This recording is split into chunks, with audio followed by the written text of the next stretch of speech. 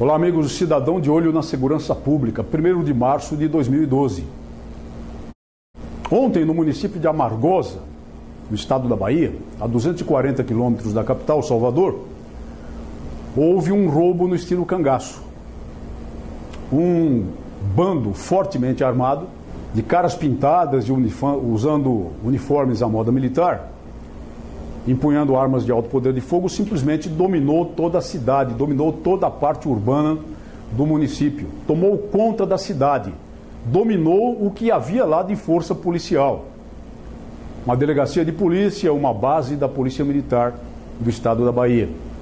Mantiveram reféns sob domínio de armas de fogo, os policiais todos, não eram muitos, e colocaram a população em polvorosa, fecharam os acessos ao município, roubaram as 2 agências bancárias existentes no centro da cidade, limparam as agências bancárias, incendiaram veículos para fazer bloqueios na via pública, prevenindo a aproximação de alguma força policial que viesse de outros municípios.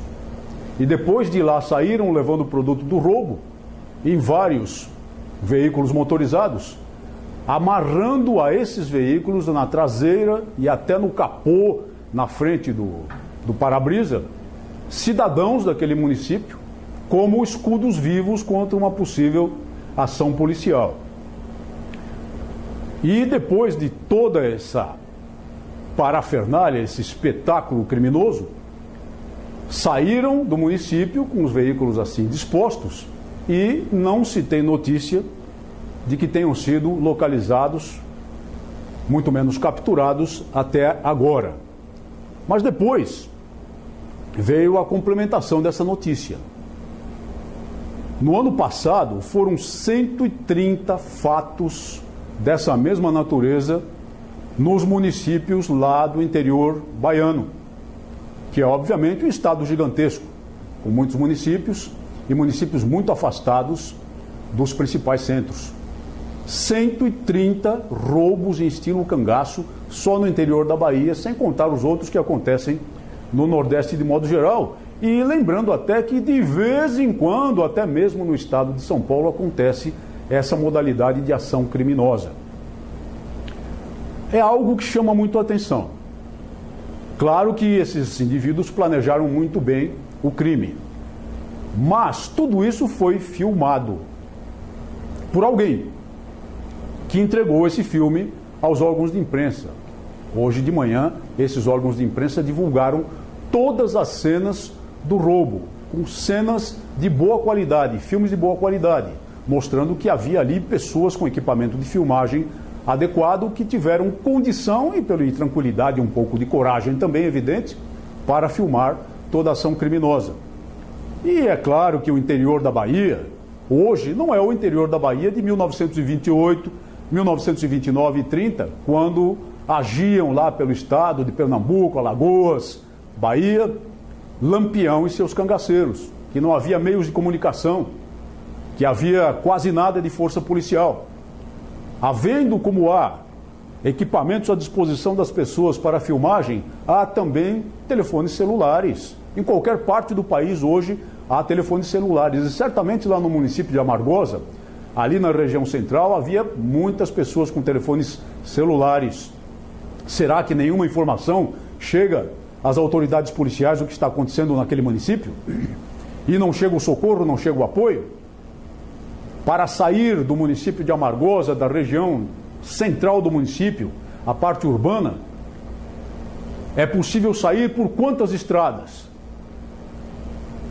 E quantas estradas secundárias e rurais servem o município? Se elas servem também apenas as propriedades rurais. Onde é que está o apoio? Onde estão os famosos investimentos dos governos dos estados?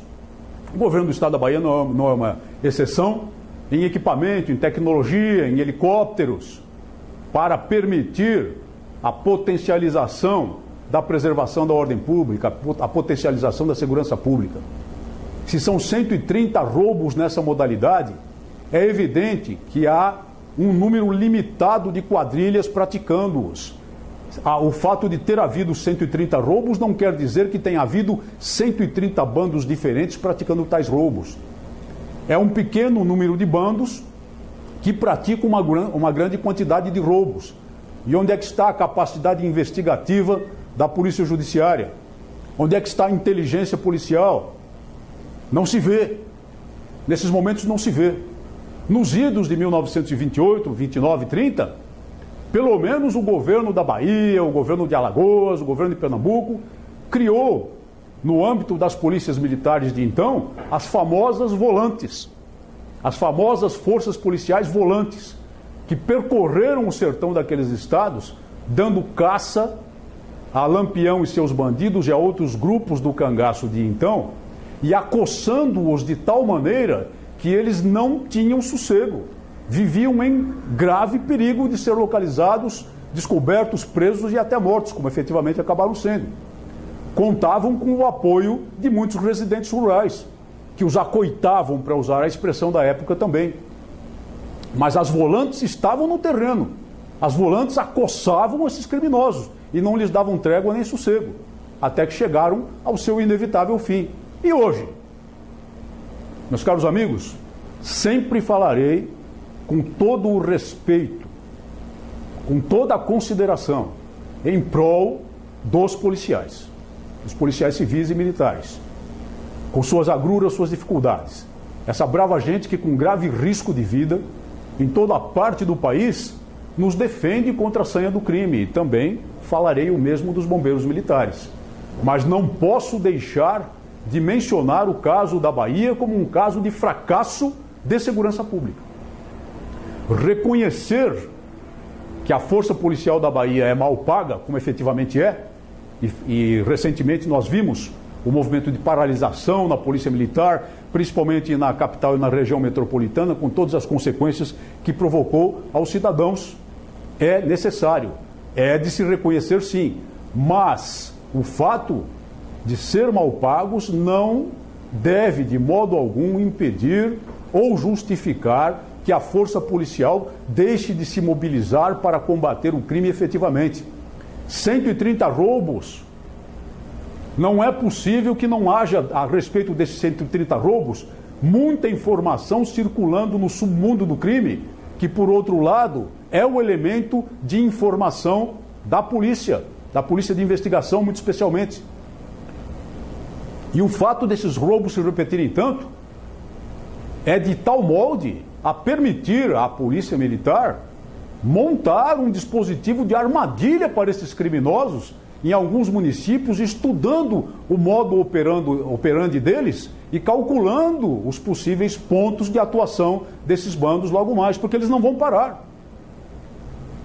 Se ambas as forças policiais não fizerem ao menos isso, é porque estão se omitindo de cuidar da segurança pública, e nós precisamos dizer isso com toda a clareza e toda a dureza, ao mesmo tempo que defendemos e precisamos defender o direito dos policiais a um tratamento digno, que não tem por parte dos governadores de estados de modo geral, que não tem nos estados de modo geral, com a exceção possível do Distrito Federal, onde estão razoavelmente bem.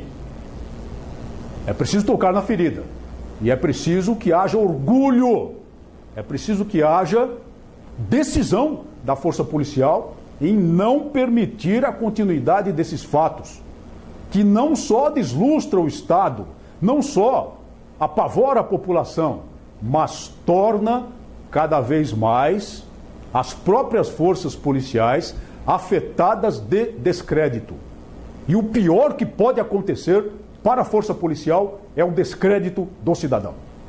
O descrédito a enfraquecerá tanto que acabará promovendo até a sua inutilidade, o seu esquecimento, a sua extinção. E isso não pode acontecer.